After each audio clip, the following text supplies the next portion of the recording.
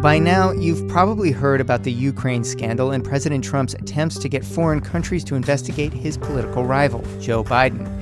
This is, of course, the subject of a House impeachment inquiry, which is currently embroiling Washington, D.C.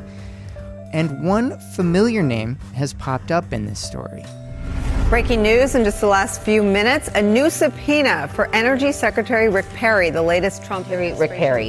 This follows the president's claims that Perry was the one who asked him to speak with the president of Ukraine. President Trump suggested a key phone call at the center of this scandal was Rick Perry's own idea.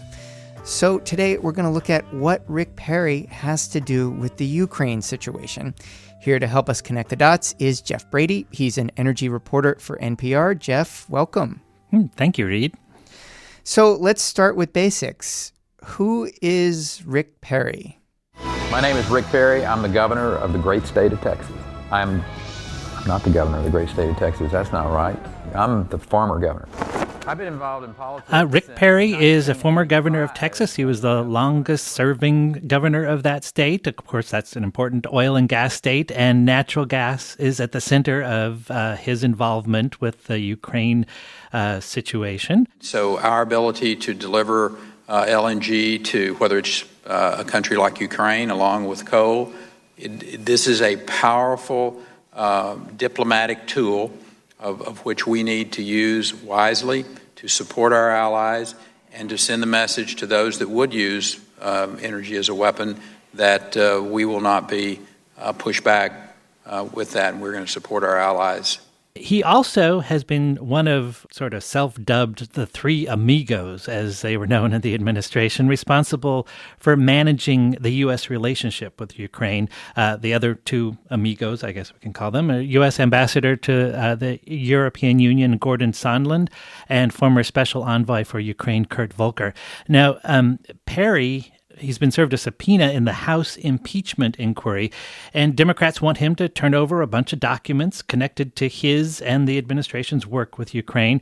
They have set a deadline, and that's after we're recording now, but by the time you hear this, you might actually have chosen to comply or not comply. We don't know yet if he is going to comply with the subpoena. He hasn't answered that question, and I think we should say that at this point, he really hasn't been accused of any wrongdoing, but he's definitely emerged as a figure in this inquiry, and members of Congress have a lot of questions for him. There seems to be a lot of questions around natural gas and these companies in the Ukraine that deal in natural gas, and that seems to be coming up quite frequently in this impeachment inquiry. Can you just explain the background of natural gas in the Ukraine and why it's such an important issue for U.S.-Russia relations and what this has to do with natural gas? Yeah, Russia is very important here. Russia itself has a lot of natural gas, and it's used access to that gas as a political tool to hold some power over European countries. Most of that gas, it flows through pipelines in Ukraine, and in Ukraine, gas, it's this big part of the country's economy, and it's been a source of corruption in Ukraine as well. Ukraine has really struggled to come out from under Russia's shadow since it became an independent country after the Soviet Union fell apart in 1991. And the U.S. policy, and also much of Western Europe, the policy has been to help Ukraine try to look more toward the West and be more like democracies here. Energy Secretary Rick Perry, he spent a lot of time in the country trying to advance that policy, and he says that his goal is to make Ukraine a place where Western companies want to go and do business. And as a former governor of Texas, he has a lot of ties to the oil and gas business, and some of those ties have become a part of this impeachment inquiry. So when is the first time we hear Rick Perry's name in connection with this Ukraine story? You know, it was a surprise. His name was not coming up. All the news was out there, and all the focus was on President Trump and that July 25th phone call. And then all of a sudden, we hear Trump say, well, Rick Perry wanted me to make that call. I didn't want to make that call, but he wanted it, so I made the call. And Perry actually admits that. It fits in line with that policy that Perry was advancing in Ukraine. He wanted Ukraine's President Zelensky and President Trump to talk about strengthening those energy business ties. And that's what that conversation was supposed to be about, according to Secretary Perry. Now, on this Biden question, Perry says very clearly the name Biden, whether it was Hunter Biden or Joe Biden, never came up in any of his conversations. I never heard and I talked to the president about this. I've had a conversation, a phone call with Rudy Giuliani about it.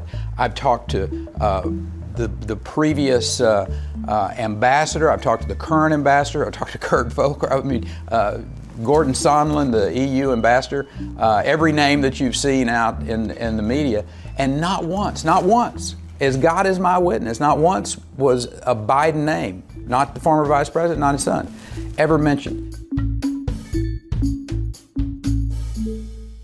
Back in July, Perry was sort of suddenly used to replace Vice President Mike Pence in the inauguration of this newly elected Volodymyr Zelensky. And according to reporting in the New York Times, it was sort of seen as a slight against the Ukraine, allegedly for not complying with the quid pro quo of an investigation of the Bidens. Right. Well, and that's one of the things that the Democrats want to know more about in their subpoena for Rick Perry.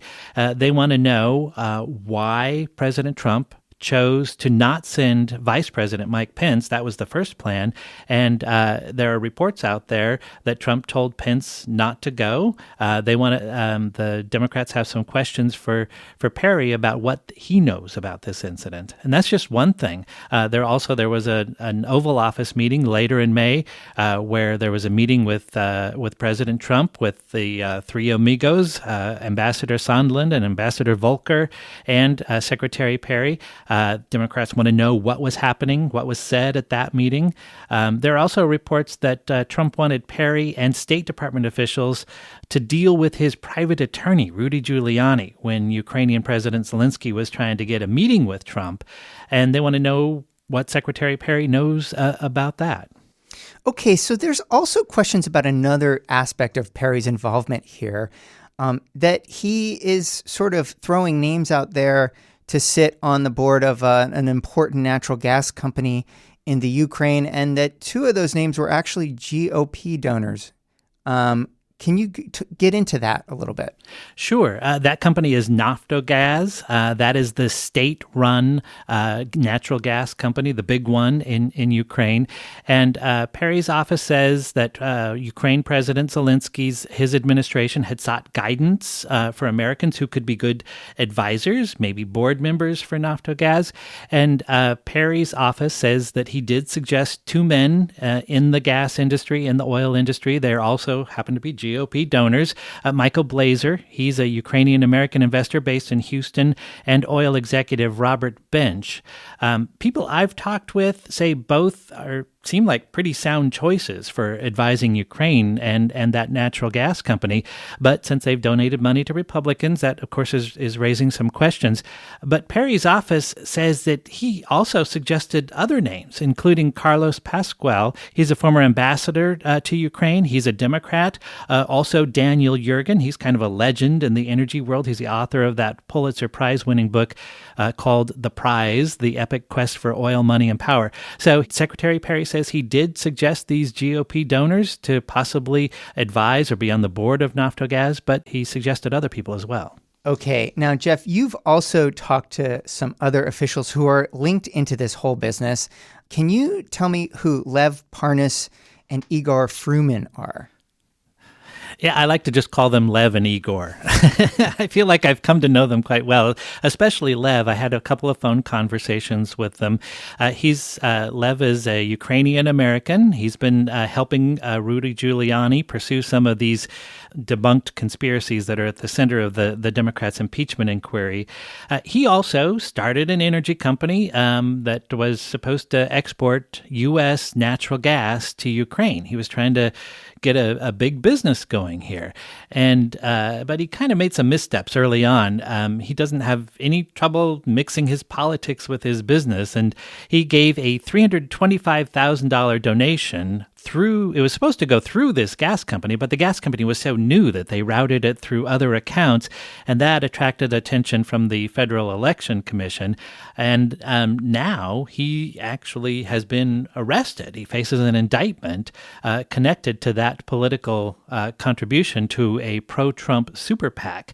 I asked Parnas about why he made this contribution. He said it was a significant part of him getting this energy company off the ground. He said that he thought it was a good way to get notoriety for his energy company, and he felt like it would be a good way to play with the big boys. I just want to tie up a knot with Lev and Igor. What are the charges against them? Essentially, they're charged with funneling money from people overseas into the United States so that they could influence political activity here. That's a big deal and something that clearly the U.S. Attorney in Manhattan takes very seriously. And Lev and Igor were arrested at Dulles International Airport. They had one-way tickets out of the country. We're not sure if they were trying to leave and not come back, but that's the situation, and they have since been released on a bond. But they're facing some pretty serious charges here. So just to get back to Rick Perry, is anyone saying that Rick Perry broke the law or did anything wrong, even by suggesting people that he knows should be appointed to these important boards on gas companies in Ukraine? I've looked hard, and I've not found anyone so far who thinks that Rick Perry has done anything wrong here. I think the reason that he has emerged in all of this is because he was definitely working on the Ukraine issue, trying to develop that relationship between U.S. and Ukrainian business people, and he knows stuff. He was at a lot of these events that are emerging as important dates in this impeachment inquiry, and so Democrats want to know what he knows because they're hoping that if they can get all of this information together, they can create an accurate picture of what really happened. So, Jeff, we're talking on a Tuesday. He has until Friday to comply with a congressional subpoena. What is next with this saga? Well, we're going to wait and see if he complies with the subpoena, turns over that information. They're looking for a whole bunch of documents and details of what happened here.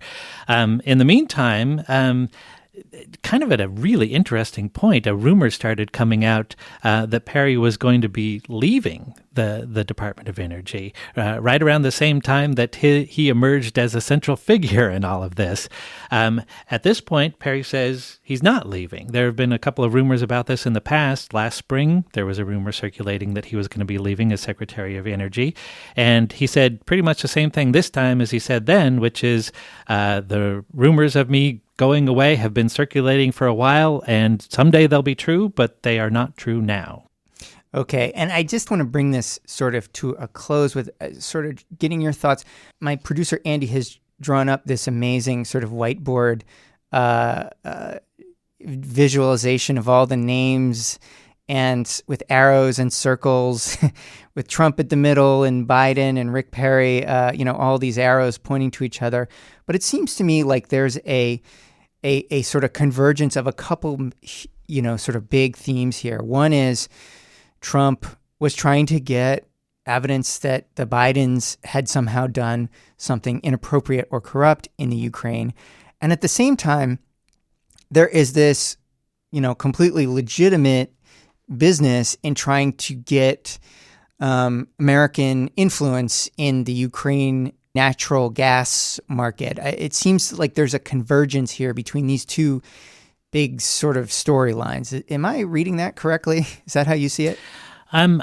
They're certainly traveling together, and that is thanks probably a lot to Rudy Giuliani. He's been traveling back and forth, attending meetings, both virtual and in person, with Ukrainian officials that Lev Parnas and Igor Fruman helped set up. And they have been very actively pursuing these I don't know what else to call them other than conspiracies, that people in Ukraine interfered in the 2016 election, that Joe Biden, when he was vice president, got a prosecutor essentially pushed out of office because he was allegedly investigating Joe Biden's son, Hunter Biden, while he was on the board of a private gas company in Ukraine. That has been completely debunked because pretty much every Western country had it as their policy to get rid of this prosecutor, mostly because that prosecutor was seen as being soft on corruption and that he wasn't pursuing corruption cases. So you really could argue that Joe Biden, by pushing out that prosecutor, could be putting his son at risk because they wanted a new prosecutor to come in who would be tough on corruption. And if Hunter Biden was really corrupt and working for this Ukrainian gas company, that could put him at risk. There are a lot of moving parts here, and the problem is that you can try to map it all out, but there are points on the map that we don't have right now. There's missing information. And hopefully, with these subpoenas, with these depositions that Democrats are conducting now in Congress, we're going to get a fuller picture. And it'll be interesting to see if Secretary Perry remains at the center in a way that he appears to be now. For Donald Trump to blame Rick Perry for his Ukraine call, of course, once again, not backed up by any facts. He's just desperately throwing anybody under the bus that he can. Energy Secretary Rick Perry today was also subpoenaed by House Democrats looking for documents about his interactions with Ukraine. That brings the total to 9 subpoenas against the Trump administration during this impeachment inquiry so far.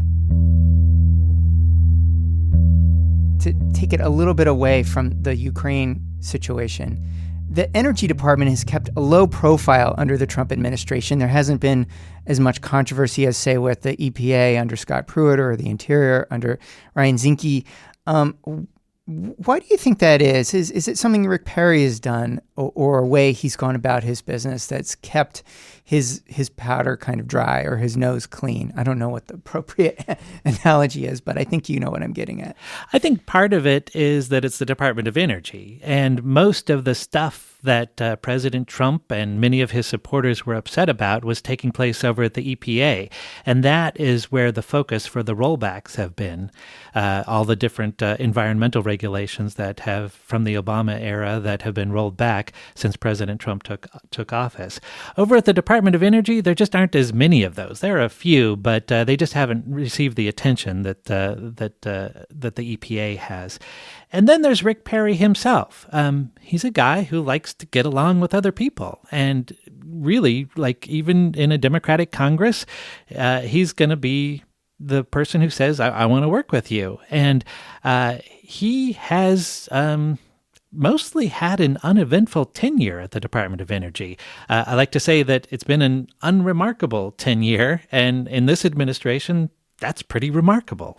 Okay. We'll leave it there, Jeff. Well said. Jeff Brady is a reporter for NPR. He covers energy. Jeff, thanks so much for joining us. Thank you, Reed. Thanks for listening to Trump on Earth. If you like our show, please consider supporting us through Patreon. Just go to patreon.com/TrumpOnEarth. You can find us online at TrumpOnEarth.org and anywhere you get your podcasts. Write us a review and tell your friends. This podcast is supported by the Robert F. Schuman Foundation. Our producer and digital editor is Andy Cubis. Kathy Nauer is the executive producer. I'm Reed Frazier. We'll see you next time.